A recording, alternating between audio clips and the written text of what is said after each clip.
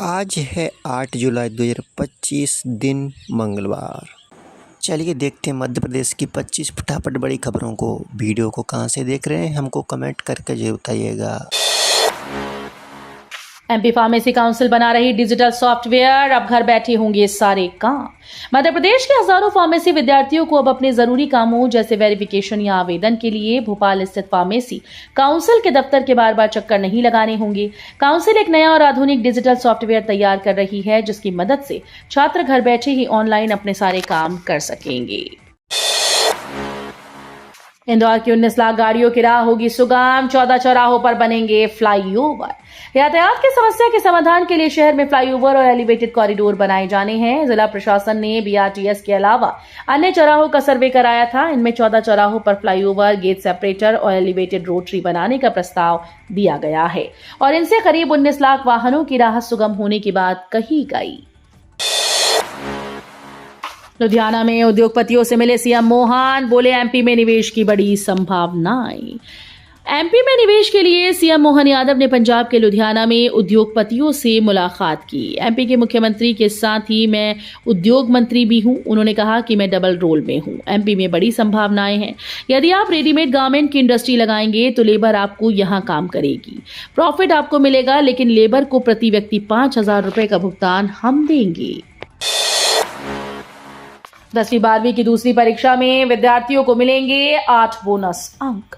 माध्यमिक शिक्षा मंडल की 10वीं और 12वीं की द्वितीय परीक्षा समाप्त हो गई। 2 जून से मूल्यांकन भी शुरू कर दिया गया है। 10वीं और 12वीं के गणित और भौतिकी के जिन प्रश्नों में गलती थी, उनमें विद्यार्थियों को 8 अंक बोनस दिए जाएंगे। वहीं 0 और 90% से अधिक अंक हासिल करने वाले विद्यार्थियों की कॉपी दोबारा चेक की जाएगी। एक और 2 नंबर से किसी विषय में विशेष योग्यता व प्रथम श्रेणी की पात्रता से वंचित होने वाले परीक्षार्थियों पर भी फोकस किया जाएगा। अतिक्रमण पर सख्त, सीएम मोहन यादव, अमल नहीं तो नपेंगे वन अधिकारी। वन भूमि पर अधिकार के व्यक्तिगत और सामूहिक दावे का निराकरण 31 दिसंबर तक या उससे पहले कर लें।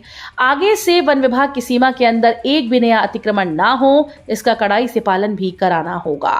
तय डेडलाइन में दावों का निपटारा न करने और नए अतिक्रमण रोकने में विफल रहने पर संबंधित वन अफसरों को कार्रवाई के दायरे में लिया जाएगा। दिवाली के बाद एमपी में बढ़ा दी जाएगी सीएम लाडली बहना योजना के तहत मिलने वाली धनराशि। मध्य प्रदेश सरकार की ओर से लाडली बहना योजना के तहत पात्र महिलाओं को हर महीने 1250 रुपए की आर्थिक सहायता दी जाती है। मुख्यमंत्री लाडली बहना योजना के तहत ये मदद दिवाली के बाद से बढ़ा दी जाएगी। मध्य प्रदेश के मुख्यमंत्री मोहन यादव ने कहा कि दिवाली के बाद इस योजना के तहत पात्र महिलाओं को 1250 रुपए की जगह हर महीने 1500 रुपए दिए जाएंगे। इंदौर से 3 शहरों के लिए बंद होगी सीधी उड़ान। इंदौर एयरपोर्ट से 1 अगस्त से नासिक, उदयपुर और जोधपुर के लिए सीधी उड़ानें बंद होने जा रही हैं। इन तीनों फ्लाइट का संचालन इंडिगो के द्वारा किया जा रहा था। कंपनी ने इन रूट्स की बुकिंग भी बंद कर दी है। इससे पहले कंपनी कोलकाता और जम्मू की उड़ानें भी बंद कर चुकी है। भोपाल में चंद्रमा की सतह जैसी सड़क, फिसलकर चोटिल हो रहे दोपहिया वाहन चालक। मध्य प्रदेश के ग्वालियर शहर की सुरंग वाली सड़क की चर्चा अभी थमी ही थी कि राजधानी भोपाल की एक व्यस्ततम सड़क सुर्खियों में आ गई।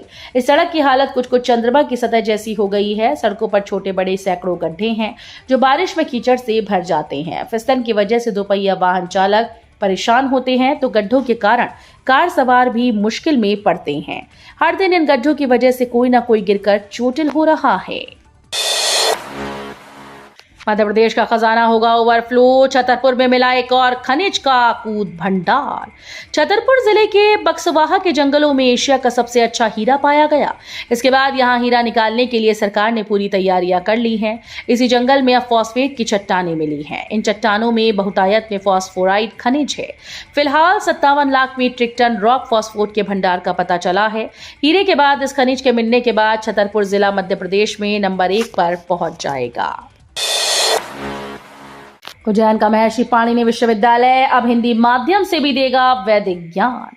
वैदिक परंपरा के गहन ज्ञान को आमजन तक पहुंचाने की दिशा में मध्य प्रदेश में उज्जैन के महर्षि पाणिनि संस्कृत और वैदिक विश्वविद्यालय ने बड़ा कदम उठाया। शैक्षणिक वर्ष 2025-26 से विश्वविद्यालय अब बीए ज्योतिर्विज्ञान, बीए वास्तुशास्त्र और एमए भारतीय ज्ञान प्रणाली जैसे विशेष पाठ्यक्रमों को संस्कृत के साथ हिंदी माध्यम से भी पढ़ाएगा। एमपी को मिले 15,606 करोड़ के निवेश प्रस्ताव। मध्य प्रदेश को उद्योग और रोजगार वर्ष 2025 में लुधियाना में उद्योगपतियों के साथ आयोजित इंटरैक्टिव सेशन में निवेश की दृष्टि से काफी अच्छा रिस्पांस मिला है। एमपी के लिए लगभग 15 उद्योग समूहों ने 15,606 करोड़ के निवेश प्रस्ताव दिए हैं, जिनमें 20,000 से अधिक रोजगार के नए अवसर सृजित होंगे। ये प्रस्ताव पीएम मित्र पार्क, पीथमपुर, सीहोर, मोहासा, बाबई और इंदौर के लिए प्राप्त हुए हैं। उम्र में उलझी पढ़ाई, 500 से अधिक विद्यार्थियों का 9वीं में नामांकन अटका। प्रदेश के 500 से अधिक विद्यार्थियों की आगे की पढ़ाई उम्र में उलझ गई। ये वे विद्यार्थी हैं जिन्होंने 13 वर्ष की उम्र से पहले 8वीं कक्षा पास कर ली। अब 9वीं कक्षा में उनका नामांकन नहीं हो पा रहा। कारण नई शिक्षा नीति है, जिसके आधार पर बनी प्रवेश नीति ने 9वीं में प्रवेश के लिए न्यूनतम आयु 13 वर्ष निर्धारित की है। ये समस्या उत्कृष्ट विद्यालयों में प्रवेश के लिए हुई परीक्षा के परिणामों के बाद सामने आई। 8 नगरीय निकायों के उपचुनाव में 69.68% मतदान। प्रदेश के 8 नगरीय निकायों में सोमवार को एक पार्षद के उपचुनाव के लिए मतदान संपन्न हुआ। शाम 5 बजे तक प्राप्त जानकारी के अनुसार कुल 69.68% मतदाताओं ने मतदान किया। पन्ना जिले के ककरहटी के वार्ड टिहरा में निर्विरोध निर्वाचन हुआ। पीजी में प्रवेश के लिए बड़ी तारीख, 10 जुलाई तक आवेदन कर सकेंगे विद्यार्थी। मध्य प्रदेश के महाविद्यालयों में स्नातकोत्तर कक्षाओं में प्रवेश लेने वाले विद्यार्थियों को उच्च शिक्षा विभाग ने बड़ी राहत दी। उच्च न्यायालय के आदेश का पालन करते हुए विभाग ने पीजी स्तर पर प्रवेश के लिए काउंसलिंग राउंड के टाइम टेबल में बदलाव किया, जिसके तहत ऑनलाइन पंजीयन की तिथि बढ़ा दी गई। अब विद्यार्थी 7 जुलाई से 10 जुलाई तक ऑनलाइन पंजीयन और आवेदन कर सकेंगी। उच्च शिक्षा विभाग का ये कदम उन विद्यार्थियों के लिए सहायक होगा जो किसी कारणवश पहले आवेदन नहीं कर पाए थे। एमपी में दिव्यांग कोटे पर भर्ती में बड़ा फर्जीवाड़ा, जांच में खुली पोल। मध्य प्रदेश में दिव्यांग कोटे के तहत सहायक प्राध्यापकों की भर्ती में फर्जीवाड़े का खुलासा हुआ। रानी दुर्गावती विश्वविद्यालय के अंतर्गत आने वाले 17 कॉलेज के प्राध्यापकों पर जांच की तलवार लटक रही है। इनके दिव्यांग प्रमाण पत्रों का सत्यापन मेडिकल बोर्ड से कराने का आदेश दिया गया। एमपीपीएससी के माध्यम से दिव्यांग कोटे के तहत हुई भर्तियों में फर्जी प्रमाण पत्रों शिकायत मिलने के बाद जांच की जा रही है।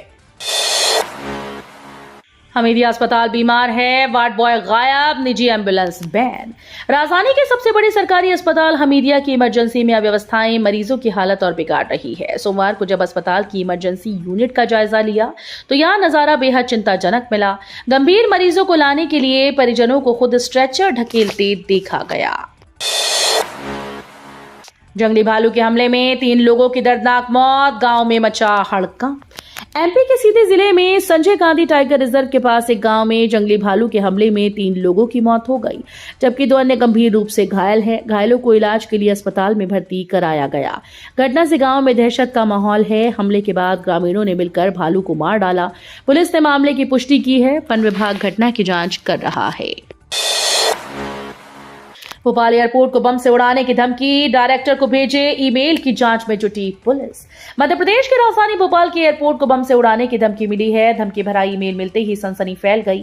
ये ईमेल एयरपोर्ट डायरेक्टर को भेजा गया। इसमें बताया गया कि एयरपोर्ट परिसर में विस्फोटक उपकरण लगाए गए और किसी भी वक्त विस्फोट कर एयरपोर्ट को उड़ाया जा सकता है। बता दें कि बीते कुछ महीनों से लगातार भोपाल में अलग अलग जगह बम उड़ाने की धमकी मिल रही है।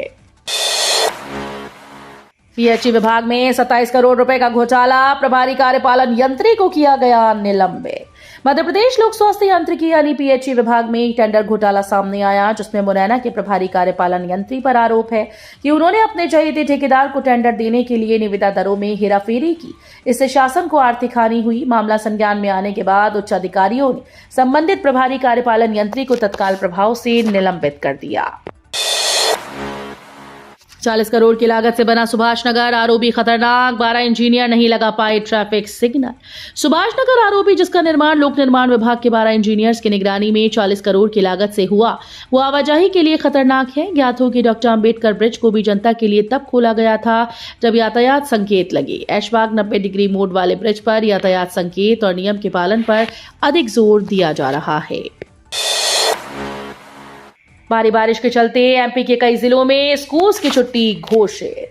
मध्य प्रदेश में भारी बारिश का दौर जारी है। कई जिलों में बाढ़ के हालात हैं, जिसके चलते जनजीवन अस्त व्यस्त हो गया।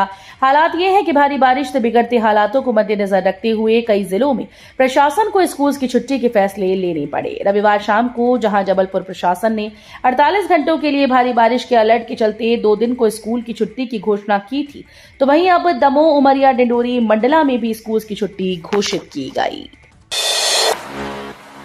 भोपाल मेट्रो का टनल प्रोजेक्ट अब एक कदम और आगे। भोपाल शहर में मेट्रो ट्रेन प्रोजेक्ट लगातार आगे बढ़ता जा रहा है। अब शहर के अंडरग्राउंड मेट्रो सेक्शन के लिए एक बड़ी तैयारी पूरी हो गई। 3.39 किलोमीटर लंबी अंडरग्राउंड लाइन बनाने वाली टनल बोरिंग मशीन से फैक्ट्री एक्सपेक्टेंस टेस्ट यानी FAT पास कर लिया है। ये टेस्ट बेंगलुरु में किया गया, जहां मशीन क्रमांक 427 की अर्थ प्रेशर बैलेंस तकनीक को सफल बताया गया। इस टनलिंग मशीन का इस्तेमाल जमीन के नीचे सुरंग बनाने के लिए किया जाएगा। अब उज्जैन में फर्राटा भरेंगे उद्यान और गांधी सागर अभ्यारण्य के बाद अब चिड़ियाघर में भी चीते देखे जा सकेंगे। राज्य सरकार उज्जैन में प्रस्तावित चिड़ियाघर में चीता बसाने की तैयारी कर रही है। इसके लिए गुजरात के जामनगर स्थित रिलायंस के वनतारा सेंटर से मध्य प्रदेश सरकार चीता सहित अन्य वन्य प्राणी ला सकती है। प्रदेश के अधिकारियों का दल वनतारा जाएगा और वहां की व्यवस्थाओं का अध्ययन करेगा। मध्य प्रदेश में प्रमोशन में आरक्षण पर रोक, स्पार्क्स की याचिका पर हाईकोर्ट का फैसला। मध्य प्रदेश के शासकीय कर्मचारियों और अधिकारियों के लिए बड़ी खबर है। मध्य प्रदेश हाईकोर्ट ने प्रमोशन में आरक्षण पर रोक लगा दी है।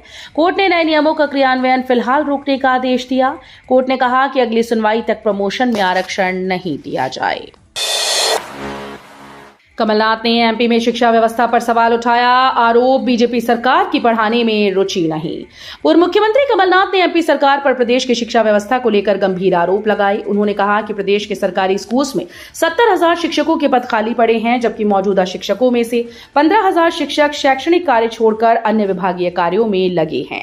कमलनाथ ने मीडिया रिपोर्ट्स का हवाला देते हुए कहा कि मध्य प्रदेश के सरकारी स्कूल्स में 70,000 शिक्षकों की कमी है, जिसके चलते बच्चों की पढ़ाई पर गंभीर असर पड़ रहा है।